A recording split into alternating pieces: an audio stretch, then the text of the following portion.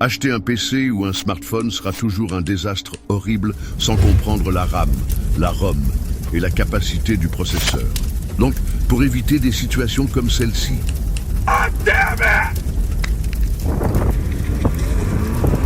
ou celle-ci, $700 for this piece of shit, and I can't even send a Snapchat! You don't even nous want... décomposerions ces trois composants majeurs de manière à ce que même un enfant puisse comprendre.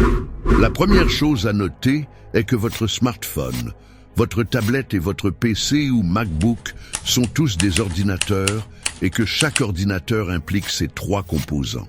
Chaque fichier que vous voyez sur votre smartphone ou votre PC existe sous la forme d'un tas de 1 et de 0. Et ces trois composants, jouant avec ces 1 et ces 0, rendent tout possible en informatique. Commençons par les plus déroutants, la RAM et la ROM. Elles peuvent sembler similaires, mais elles sont complètement différentes. ROM signifie Read Only Memory. Lorsque vous voyez ROM sur un appareil, il s'agit de stockage permanent, en d'autres termes, vos fichiers, tels que les applications, les photos, la musique, et tout autre élément que vous souhaitez enregistrer sur cet appareil y entrerait. En termes plus simples, la ROM peut servir de mémoire interne de cet appareil. Si la capacité de la ROM sur un appareil est de 16 Go, cela signifie que vous disposez de 16 Go de mémoire pour installer des logiciels et enregistrer des fichiers sans avoir besoin d'une carte SD externe ou d'une clé USB. Si nous balayons tout le jargon technique sous le tapis, la ROM est votre mémoire interne. La RAM, en revanche, est la mémoire vive. Votre RAM détermine la quantité de logiciels que vous pouvez exécuter pendant que votre appareil est allumé. Lorsque vous voyez une RAM de 4 Go sur un appareil, par exemple, cela vous dit que le nombre total d'applications que je peux exécuter en même temps ne doit pas dépasser 4 Go de mémoire. En fait, cela ne devrait même pas être proche. Sinon, je vais vous frustrer avec des retards, une surchauffe et des mouvements de blocage lents. Vous auriez souhaité avoir dépensé $100 de plus pour un appareil avec 8 Go de RAM. En maintenant l'icône de tâche sur votre smartphone ou la touche Alt plus Tab sur votre appareil Windows, vous pouvez voir les logiciels en cours d'exécution sur votre RAM. Une RAM plus grande signifie un appareil plus frais, plus fluide et plus puissant. Mais malheureusement, cela signifie également un appareil plus cher. Vous voyez, le matériel nécessaire à la fabrication d'une mémoire RAM est de loin plus cher que celui d'une mémoire ROM.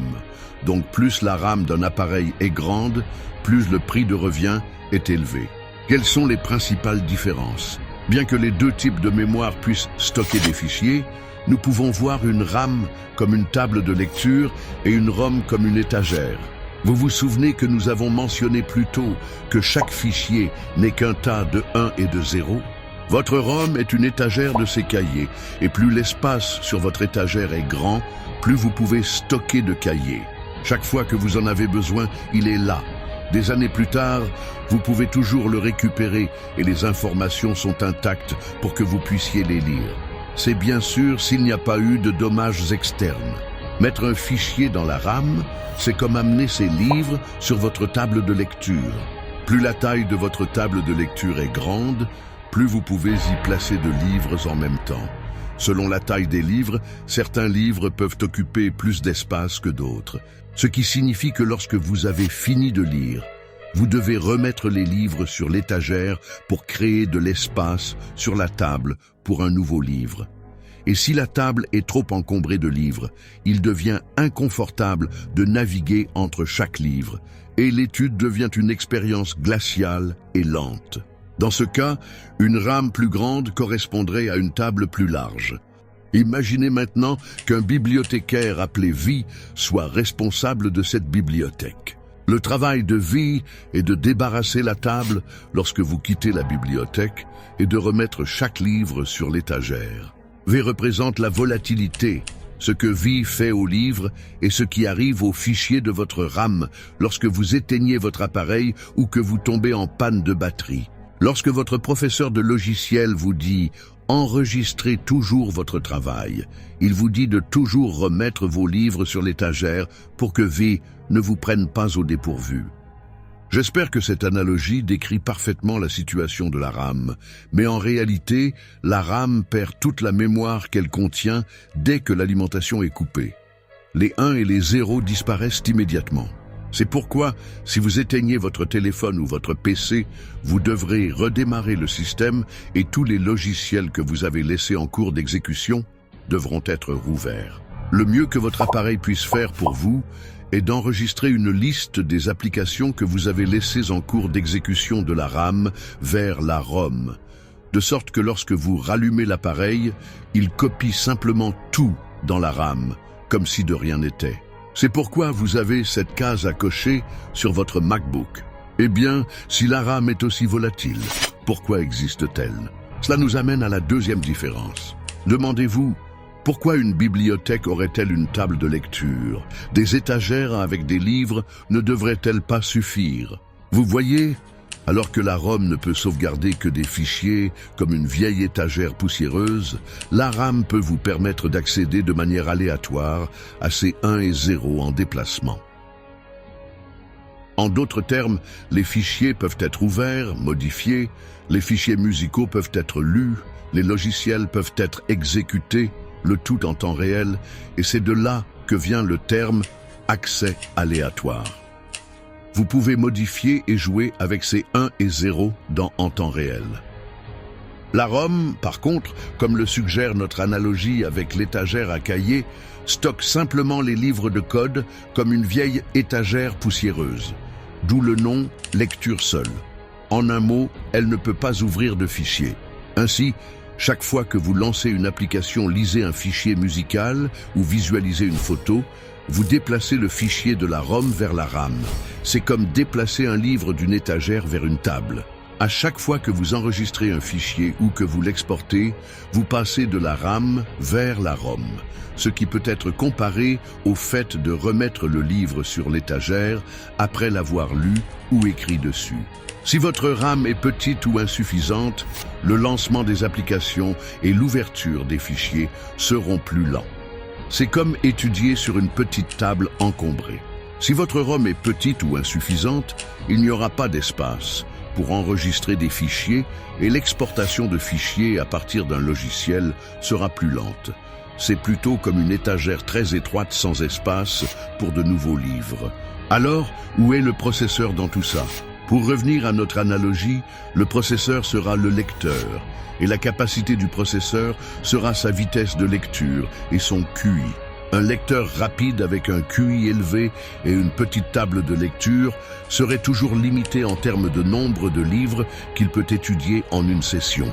Un lecteur lent avec un QI faible, même avec une grande table de lecture, sera toujours lent à lire plusieurs livres en une seule session d'étude. Un lecteur rapide avec un QI élevé et une grande table de lecture ferait un excellent travail. Ainsi, un smartphone ou un PC avec un bon processeur et une petite RAM peut toujours vous rendre la vie misérable, tout comme une grosse RAM et un processeur lent. Comme le lecteur dans notre analogie, le processeur se charge de traduire ces 1 et 0 en sorties compréhensibles, comme les graphiques pour les images, le son pour les fichiers de chansons, y compris tout ce que vous voyez sur l'interface utilisateur de cet appareil. Sans le processeur, tout sur votre appareil existera sous forme de 1 et 0 que votre écran et vos haut-parleurs ne peuvent pas interpréter. Un DVD, par exemple, peut stocker des fichiers car, à une échelle microscopique, il est rempli de minuscules 1 et 0 représentés par des bosses et des bosses imprimées sur le disque. Le processeur est ce que le processeur interprète en un film. Alors, comment fonctionnent-ils tous ensemble? Alors que la ROM stocke vos fichiers, la RAM conserve temporairement les fichiers pour que le processeur les interprète en sortie. Alors, quelle est la taille idéale de RAM, de ROM ou de processeur qu'un smartphone ou un PC devrait avoir?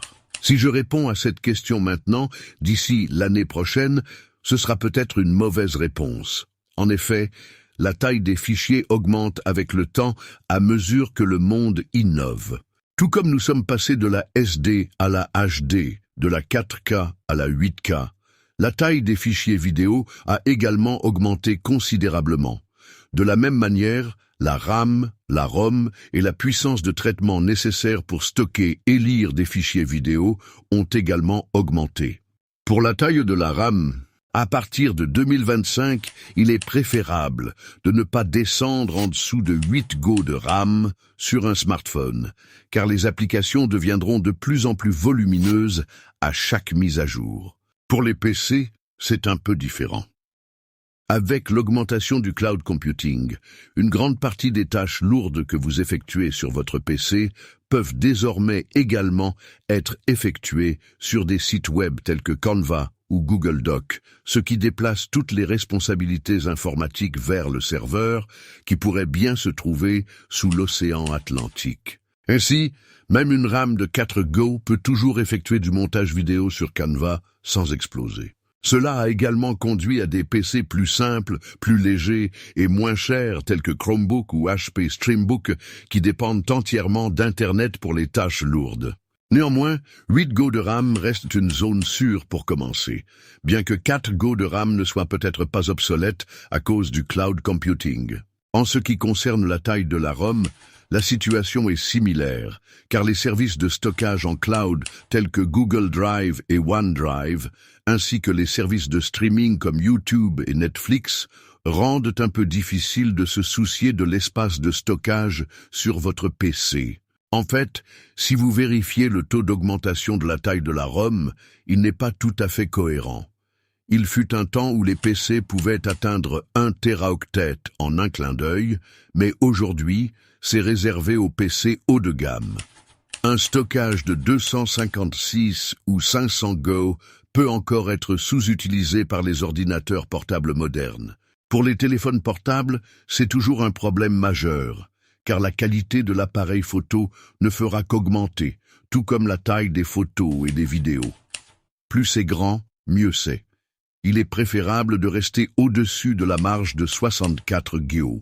J'espère que ces informations vous ont été utiles.